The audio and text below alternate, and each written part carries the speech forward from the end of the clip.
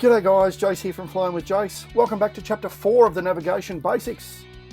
Today's chapter, we're going to look at basic map symbols.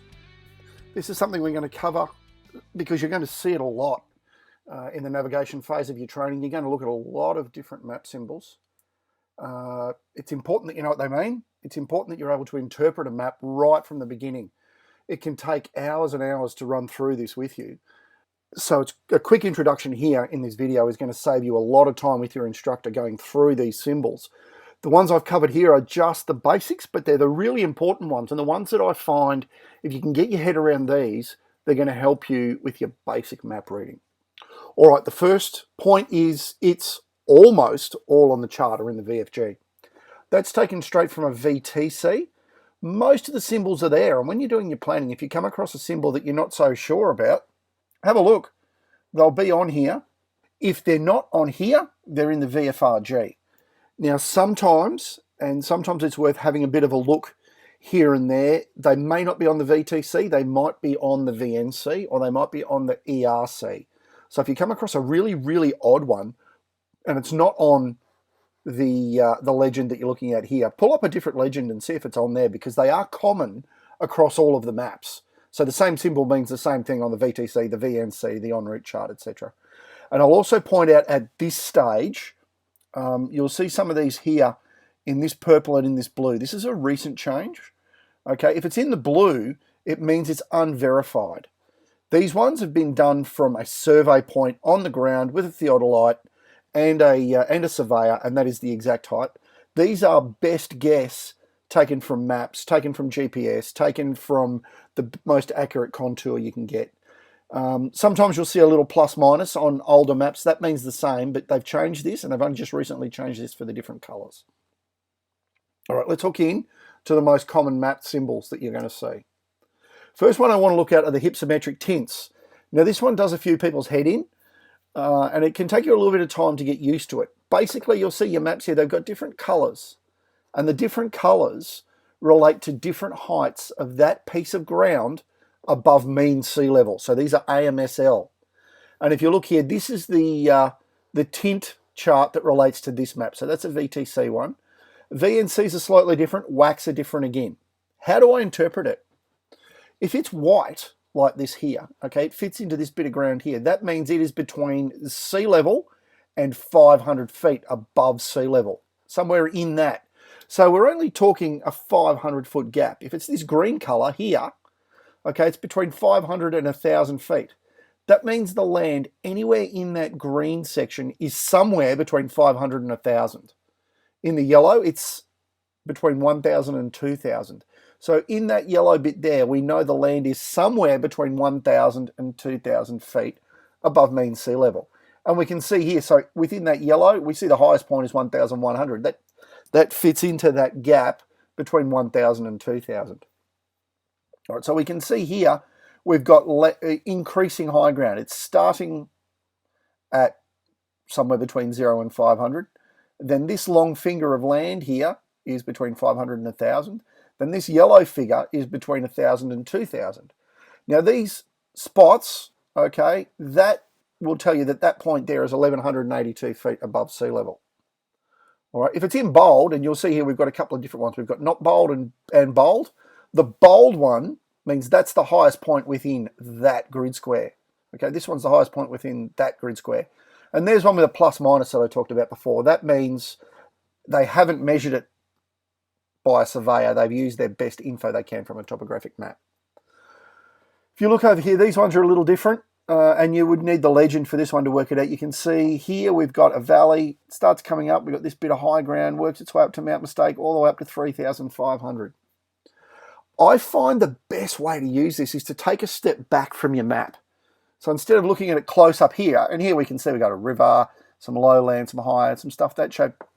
Okay, if you take a step back and look at it like I've looked at this whack here, you can see the color changes. You can see it come up. So this will, this will be a bit of high ground here and a bit of high ground here. We've got a valley here, runs up around the back of Blenheim, runs up through Gatton. We've got a valley there with the high ground in the middle. Okay, look at this one here. We've got another valley runs in through Woodford, in over the dams. So we might have high ground here, but you can see, if you stand back and look, you can see the valley, you can see the shape of the land. But you can also use it then when you step in to look here, and we'll look at this later. We've got this finger of land that points out into this gap in the road here. So obviously this road's following the low ground. That's hypsometric tints. Okay, next one I want to look at is restricted and danger areas. If you look at this, we've got restricted areas. So you've got a pink boundary, okay, with Romeo 1, 2, 3 hashed. So that'll give you your restricted areas, okay? Danger areas, so delta 243, that is just a solid pink line without the hashing. So if you look here, delta 635, solid pink line, okay? You've also got your fly neighbourly and your special procedures areas. So they might be fly neighbourly like around Ayers Rock, special procedures like around Caboolture. So any of these will have it. And if you look here, we've got Romeo 654, for example. Okay, it's in here. And Romeo 654 Bravo, surface to 8,500. Charlie 8,500 to flight level 125. So you'll get info in here. Okay, you may also find on your map, and this is a different one to this one, you may also find somewhere on the map an explanatory note for all of your restricted and danger areas. And it'll talk to you about the category of area. It's in Ursa, we've already covered that. And it's hours. It might be C Ursa, it might be by NOTAM, it might be HJ, which is daylight only, it might be H24, which is 24 hours a day. So that'll be on your map. So all of your restricted and danger areas, you'll find these on your VTC, your VNC, and also your en route charts. Important that you know that. Next one, dams. Quite a lot of our navs are going to be going to and from dams. All right, you're going to see a lot of dams. It's important that you look at them. If you see here, we've got the symbol for the Bjelke-Petersen Dam, or Lake Baramba, which is out near Wandai, Mergen. You're going to become familiar with that if you do navs with me. Things I want to point out here. There's your dam wall. So that symbol there is your dam wall. Over here, I've got a Google Maps version of that. You can see Cherbourg there, okay, Cherbourg there. So you can see that it's roughly the same. There's your dam wall, there's your dam wall. These are big features, and when we talk about navigating big to small, natural to man-made, these are some of the big features that you can see. But a word of caution about dams, and this is the perfect photo to use as an example. Okay, these dams on your map are always drawn full. That's what the dam looked like when it was full. So if we go over here and look at compare the two, this one isn't full. So we've got the dam wall, we've got this big wide section here. Okay, you can sort of make out the shape of where that would be, and it does correlate with that. But because this dam is practically empty, it's a completely different shape. Okay, you got that line goes out there, that's probably that one. Okay, and when that's full, it'd jut out here, just like that. This shows you a beautiful example. If you follow this dam down here to this wider point down here, okay, if this wasn't full, you've got this green line, and it looks like the dam actually starts to peter out here and just becomes a river. Now, this photo is a composite of two photos. You can see this sort of stuff. If you were to look at this time, this is petering out. This bit of the dam here wouldn't exist. All you would see is this river and maybe some green. But fortunately, when the second photo was taken, the dam was full. So you can see this bit here is more representative of this section in here. This section in here. You can see looks a bit like a dog head with the nose there. You can see that bit there, representative of when the dam was full. But this wider bit here doesn't exist on the dam is empty. So don't expect that to look exactly like that on the ground when you're flying towards Cherbourg, Wandai, or towards any of the lakes anywhere. In fact, if where you're flying is very, very dry, it could look quite different. The dam wall sticks out very obviously. The roads around it stick out very obviously. And I'm not going into roads. We all know roads, railway lines. Okay. Mines, quarries, and open cuts. These will be more obvious to you than you think.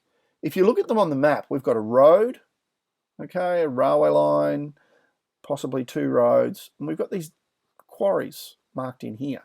This is around D'Anglar, Woodford. There's D'Anglar, there's Woodford, further up here. So there's that D'Anglar there. Look at that. Really, really obvious. Okay, we can see we've got the smaller one works down there, smaller one works down there, bigger one there. Again, remember these change in size. As the mines and the quarries are expanded, they will change in size. But that sticks out really well and really obvious. And it'll be there for you when you're navving. Okay, I'd be looking out for these because what an awesome way to fix yourself reference D'Anglar is that map. Is that quarry. And if you're using your VTCs or VNCs, then that will stick out quite well, and they will update them. So this is, the VTC, VNCs, this is updated very, very regularly. Also important to notice these cuttings, okay, into the pine forest here. They're not marked as well. So there's obviously, there's been some changes in the pine forest that hasn't been marked as well as the quarries. So I'd trust these quarries. They're really well and really obviously marked. Power transmission lines. These are really good nav points. Okay, so if we look here around Mount Biwa, Mount Kuchin, we've got these lines, and you can see obvious points where the lines cross on the ground. Now, other than picking up towers, this is a little bit like what you're going to see here. You'll get these beautiful long straight lines, and they'll go on for miles. And these are power lines. When you're flying along, you'll see these lovely straight lines, especially if you're in an area that's got wooded area that's got lots and lots of pine trees or lots and lots of forest. You'll see these beautiful long straight lines. They'll stick out. They'll be really, really obvious. Power transmission lines. We're going to use those a lot. Obstacles. Here we are. Remember, we use these different colours we talked about before, the not surveyed and surveyed heights. Different examples here. Okay, for your obstacles, lit have these little things flashing off them like that. Unlit don't. The position of the obstacle is where the dot is. So this is that literally. We've got our quarry here that we talked about. You've got your quarry there. You've got the two high masks, or a group of obstacles and a single, a group of obstacles and a single. That one would be lit. These figures here are the height of the top of the obstacle. So the top of that obstacle, which is at that point, is 2,301 feet above sea level. Now, when they're big obstacles, it's also important that they point out that that obstacle is 493 feet above ground level.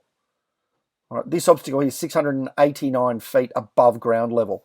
So if you're coming screaming through here on a quite a bad weather day, and you're flying along at 500 feet AGL, this could be a problem for you. Okay, so look out for these. They can stand out really well, especially these ones at dawn or dusk.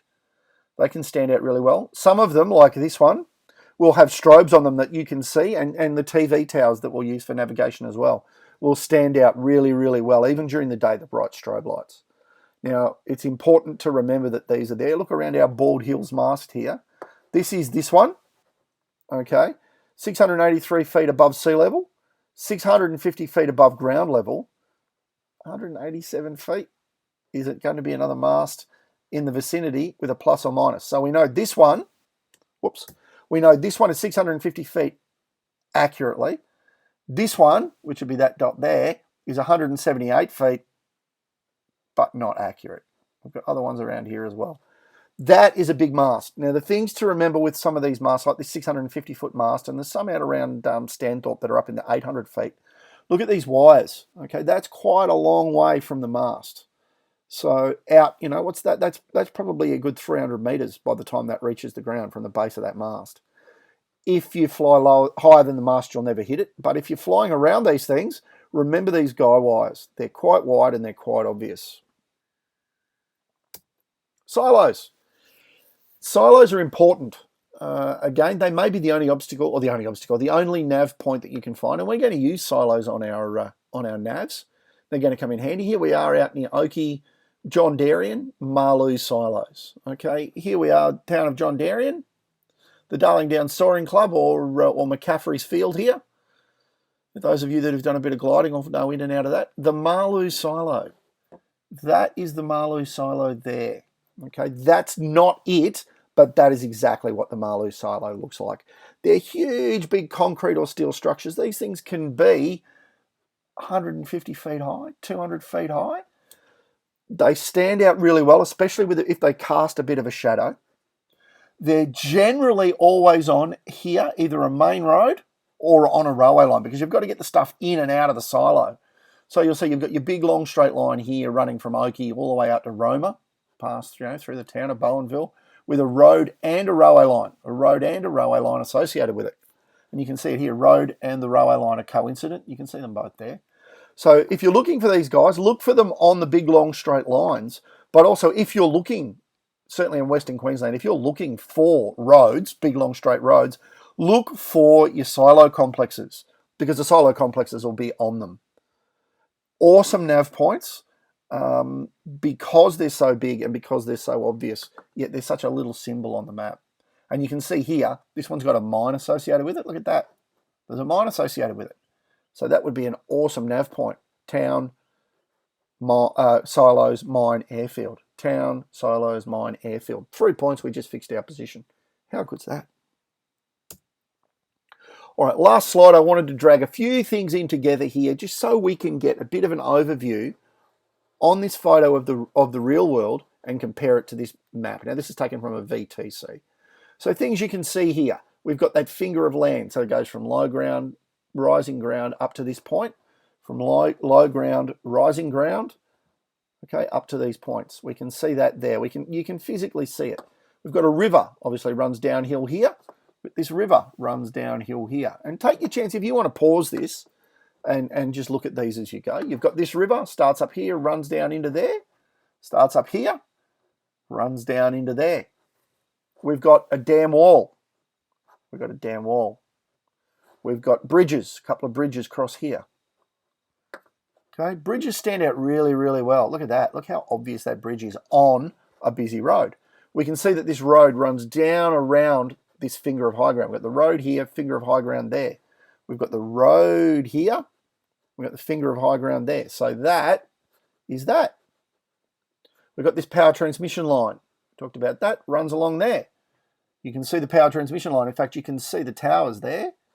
See some towers there. So you can see that power transmission line runs along beside that high ground. We're starting to do some basic map reading here. Notice that dam isn't on here. Okay. Notice how wide this river is with these two patches in here.